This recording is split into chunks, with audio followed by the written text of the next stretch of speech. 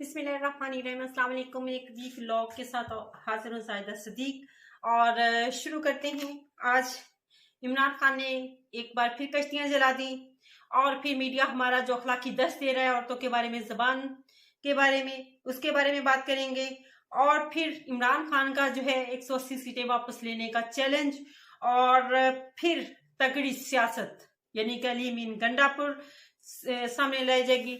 और फिर जो है इंटरनेशनल मीडिया के सामने कल जो है पीटीआई अपनी कॉन्फ्रेंस करेगी और जिसमें जो है फॉर्म 45 को सामने रखा जाएगा।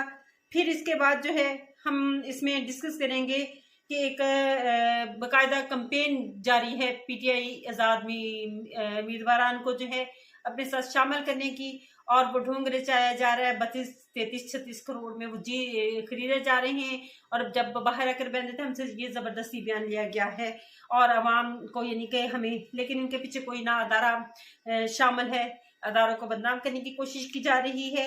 फिर हम जो है इमरान खान खतरों के खिलाड़ी, इसके बारे में बात करेंगे। और फिर हम इमरान खान के जो है नामजद करदा उम्मीदवारान हैं वजारत उस्मा के लिए और वजीर आला के लिए जो है उनके बारे में डिस्कस करेंगे। उससे पहले आप मेरे चैनल को सब्सक्राइब कर दें और बेल आइकॉन का बटन जरूर दबा दें। तो शुरू करते हैं कि इमरान खान ने फिर से अपनी कश्तियां जला दी। उन्होंने किसी किस्म की अपनी जो है अडयाला जेल में बैठते हुए फैसलों में नरमी बिल्कुल जाहिर नहीं की है। उन्होंने जो पीटीआई के अहदों के लिए फैसलों में कहा है, उन्हीं फैसलों के मुताबिक जो है उन्होंने कहा कि मैं उन्हीं पर अमल करूंगा, उनसे टस मस बिल्कुल नहीं भी होगा, इनके एक रत्ती बराबर भी उनमें फर्क नहीं आएगा। और फिर जो है इस फैसलों में जो है अली मीन गंडापुर को जो है उन्होंने वजीर आला के लिए जो मुंतखब किया है उस बारे में जो तनकीद की जा रही है कि ये एक सजा याफ्ता, इन पर बहुत सारे केस हैं, लेकिन ये केस 9 मई के हवाले से हैं। और ये सबको पता है कि 9 मई के हवाले से जो केसेस बनाए गए थे वो किस बुनियाद पे बनाए गए थे। और फिर अली मीन गंडापुर एक ताकतवर सियासतदान है और वहां पे सियासत जो है वो इस दौरान अगर पीटीआई की जो है वफाक में हुकूमत नहीं बनती है तो कम से कम जो है उनको ये एक दबंग लीडर, दबंग वजीर आला चाहिए खैबर पख्तूनख्वा के लिए, जिसके लिए पीटीआई के लिए ख्याल है कि अली मीन गंडापुर से ज्यादा जो है कोई और ताकतवर नहीं हो सकता। फिर हम बात करते हैं कि जो हमारा मीडिया है वो अखलाकी दर्स दे रहा है कि औरतों के बारे में जो है वो बात नाज़ेबा अल्फाज इस्तेमाल नहीं किया जाए। मैं बिल्कुल इसकी बात की तइद करती हूँ कि नाज़ेबा अल्फाज इस्तेमाल नहीं होने चाहिए, चाहे वो मरियम नवाज हो, चाहे वो बुशरा बीबी हो, चाहे वो जमाइमा खान हो, चाहे वो मैं हूँ, चाहे वो आप। खवातीन में से कोई खवातीन हो सकती हैं, हमारी बहनें हो सकती हैं, हमारी माएँ हो सकती हैं, कोई भी खातून हो सकती है। उसके लिए नाज़ेबा ज़बान इस्तेमाल करना जो है वो नापसंदीदा अमल है। और अली मीन गंडापुर को भी जो है इस सिलसिले में थोड़ा सा अपने बयान देते हुए जब दे रहे थे तो ख्याल करना चाहिए, लेकिन उस वक्त को भी याद किया जाए जब बेनजीर की तस्वीरें जो हैं हेलीकॉप्टर से उनकी वालदा की गिराई गई थी, और किस तरह से बुशरा बेबी का इद्दत का निकाह केस किस तरह से चला और किस तरह के सवालात किए कि इन बातों को भी जरा जहन में रखें मीडिया। और दूसरी बातें जो हैं उन पर भी सब कुछ सवालात उठाएं। और फिर जो है बुशरा बीबी के साथ जो हुआ, फिर जमाइमा खान के साथ जिस तरह से हुआ, इन सबको भी। और फिर आम जो खवातीन हैं उनकी 9 मई के बाद जो है चादर और चार दीवारी का तकद्दुस इस्तेमाल किया गया, उस बातों को भी जो है मीडिया कुछ ख्याल रखा जाए। तो बात होती है कि जब हम किसी की इज्जत करते हैं तो हमेशा हमारी इज्जत होती है। तो बात यहीं पे आकर खत्म हो जाती है। और फिर इमरान खान को खतरों के खिलाड़ी, वो इस तरह से खतरों के खिलाड़ी कि उनको जिस चीज से मना किया जाए कि यहाँ पे खतरा है आपके लिए, तो वो वही चीज जो है, वही रास्ता जो है, वही रास्ता जो है वही इस्तेमाल करते हैं। उनके एक गार्ड ने एक दफा बयान दिया था कि हमने खान साहब से कहा कि यहाँ से पैदल चलना आपके लिए खतरे से खाली नहीं, तो उन्होंने कहा फिर तो हम और एंजॉय करते हैं इस खतरे को और हम पैदल चलते हैं इसी रास्ते से। अगर उन्हें कहा जाता है था कि गाड़ी से बाहर निकले आपके लिए खतरा होगा, तो कहते नहीं मैं तो फिर अब गाड़ी से बाहर जरूर निकलूंगा। और जो है यानी कि उन्होंने अपने जो है कभी भी खतरों से घबराने वालों नहीं में से नहीं है। तो अल्लाह जेल में बैठे हुए दबाव के बावजूद जो फैसले कर रहे हैं उन्होंने अभी तक उस दबाव को नहीं लिया है, तो अपने दबाव को जो है वो उसके बावजूद फैसले कर रहे हैं, तो वो खतरों के खिलाड़ी से कम नहीं है। और जो है अली मुइन गंडापुर के लिए एक तकड़ी तगड़ी सियासत है, तगड़ा उम्मीदवार है खैबर पख्तूनख्वा के वजीर आला के लिए, जो कि इनका मुकाबला कर सके इनके दूसरी हुकूमतों का। और फिर विरासती सियासत के बारे में अब ये बात जब एक दफा सवाल किया गया ख्वाजा से के एक पीपल्स नून लीग के आखिर कभी हमजा को वजीर आला के नाम के तौर पर इस्तेमाल कर लिया जाता है, कभी मरियम बीबी को इंतखाब कर लिया जाता है। लेकिन आप लोगों के इतने मतलब मजहबी लीडर जिनमें से साद रफीक शामिल है, जिनमें ख्वाजा असद शामिल है, इसके अलावा कुछ और लोग हैं जो सिर्फ क्या जेलें भुगते करने के लिए हैं। तो इसी सिलसिले में जो है जवाब देते हुए जो है वो बात की गई थी कि यानी कि मैं इसके बारे में कोई जो है सवाल नहीं देना चाहता। ये साद रफीक ने यानी कि इस बारे में बात की थी कि मैं कोई इस मुतल्लिक सवाल है। इसमें अहमद खान भी एक अच्छे उम्मीदवार है नून लीग के और उनको भी दी जा सकती है, लेकिन ये इस सियासत को जो है नून लीग की सियासत को और पीपल्स पार्टी की सियासत को एक मारूफ सियासत के तौर पर जो है हम कह सकते हैं कि ये बरतानिया की बादशाहत का निज़ाम है और अवामी हुकूमत नहीं है।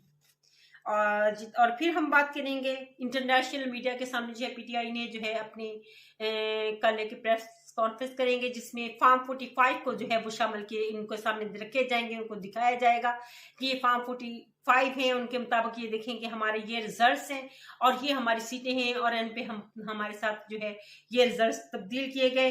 फिर इमरान खान का जो बयान है अमेरिका के लिए पैगाम है कि आप जो है दुनिया के दावेदार बनते हैं जमहूरियत के, तो पाकिस्तान में जमहूरियत के बारे में आपका इतना जो है ढीला बयान वो एक काबिल शर्म है कि आप एक इतना ढीला बयान दे रहे हैं कि इस तरह की जमहूरियत का यानी कि आपको तो इसमें अब शामिल होते हैं अपने पिछले गुनाह को धोने के लिए जो है आप इस मुल्क में जो है जमहूरियत को सही अवाम की जमहूर की हुकूमत को लाया जाए, उनका मेरिट जो है उनको दिया जाए। इमरान खान ने कहा कि हम अपनी इंशाल्लाह 180 सीटें जो है वो वापस लेके आएंगे और फिर पीटीआई अरकान ने ये भी कहा कि हम जो है इंशाल्लाह वफाक पंजाब और खैबर पख्तूनख्वा में जो है अपनी हुकूमतें जो हैं वो बनाएंगी। और वजारत उस्मा के लिए जो है पीटीआई ने अपना उम्मीदवार दिया है उमर अयूब को। उमर अयूब वो हैं जिन्होंने बहुत सारी तकालीफ बर्दाश्त की, डिक्टेटरशिप से ये तीसरी नस्ल में से है, इनके वालिद की वफात पर इनको नहीं लाया गया, इन्होंने बहुत सारी मुसीबतें सही। तो ये इमरान खान ने जो है वजारत उस्मा के लिए उमर अयूब का नाम मुंतखब किया है और मियाँ असलम का नाम जो है पंजाब के वजीर आला के तौर पर जो है मुंतखब किया है। और ये भी दोनों भी दबंग लोग हैं जो पीटीआई के साथ हर कदम पर शाना बशाना रहे, हर मामले में उनके साथ शाना बशाना रहे। और नून लीग की जो उम्मीदवार हैं वो बात कर रहे हैं आसिफ रहमानी जो हैं वो कह रहे हैं कि हमें जो पीटीआई को वोट पड़ा है वो पीपल्स पार्टी और नून लीग से नफरत का वोट पड़ा है उनको, कि उनको अवाम जो है उनका गुस्से का वोट पड़ा है, उनसे बहुत गुस्सा है क्योंकि ना नून लीग ने अवाम के लिए कुछ किया और ना पीपल्स पार्टी ने अवाम के लिए कुछ किया। और फिर इसी के साथ हम एक और बात शामिल कर जाते हैं जिसको एक ब्रेकिंग न्यूज के तौर पे भी कह सकते हैं कि बुशरा बीबी को जहर दिया गया और वो किस तरह से कि बुशरा बीबी ने कहा कि मैंने खाना खाया जो कि मुझे मिर्चें बहुत ज्यादा, उनको बनी गला में सब जेल के तौर पर वहां पे कैद रखा गया है। तो उन्होंने कहा कि मुझे खाने में पहले मिर्चें बहुत ज्यादा महसूस हुई, फिर इसके बाद जो है मेरे मुंह में मुझे ऐसे लगा कि जैसे सिट्रिक एसिड टाइप चीज को मेरे खाने में शामिल की गई है, जिससे बाद में मेरे मुंह और गले में जो है वो छाले बन गए और मैं तकलीफ में मुब्तला रही। और फिर उन्होंने कहा लेकिन जो ये मर्जी कर ले, मुझे जैसे मर्जी कर ले, लेकिन मैं इमरान खान के साथ हर हाल में और उनके शाना बशाना जो है कदम मिलाए उसी तरह से खड़ी रहूंगी, ये मुझे इमरान खान से अलग नहीं कर सकती हैं। बात फिर वहीं पे आ जाती है अवामी हकूक की, अवामी मैंडेट की, अवामी ताकत की। जब अवामी ताकत ही नहीं, अवामी मैंडेट ही नहीं, अवामी हुकूमत ही नहीं है तो फिर क्या फायदा है हुकूमतों का।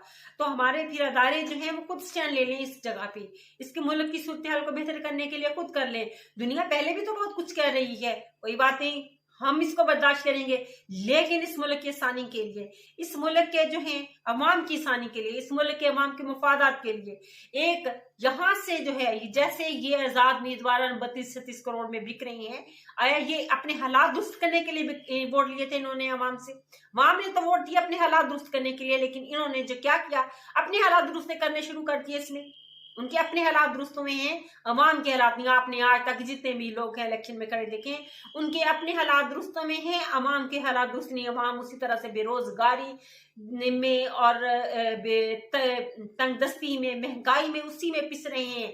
अवाम निकले नहीं है उसमें, उस दलदल में, बल्कि दुस्ते चले जा रहे हैं। और अवाम के साथ जो है किसी किस्म का कोई बेहतर सलूक नहीं किया जा रहा। अवाम इसके विक्टिम है और अवाम का ख्याल ही ना रखा जाए तो ये सबसे बड़ी गलत बात है। अवाम ही को जो है उसको ही पसपा किया जाए तो कितनी गलत बात है। अवामी मैंडेट का जो है वो ख्याल रखा जाए तो कितनी गलत बात है। इसलिए अवामी मैंडेट का ख्याल रखते हुए जो है हमारे इदारे कुछ कदम उठाएं। हमारे इदारों का ये फर्ज बनता है। अब हमारे इदारे कहाँ पे हैं? हमारा तहफ़्फ़ुज़ करें। हम टैक्स देते हैं तो हमारा तहफ़्फ़ुज़ किनकी जिम्मेदारी है? हमारे इदारों की जिम्मेदारी है। हमारे इदारे चुप क्यों हैं? किस वजह से चुप हैं? खामोश क्यों हैं? कोई भी गलत हो उसमें, पीपल्स पार्टी हो, पीटीआई हो, नून लीग हो, उनको जो है कटहरे में खड़ा किया जाए और अवाम के हकूक जो हैं वो सल्ब न करने दिए जाए। इसी के साथ इजाजत चाहूंगी। अल्लाह हाफिज।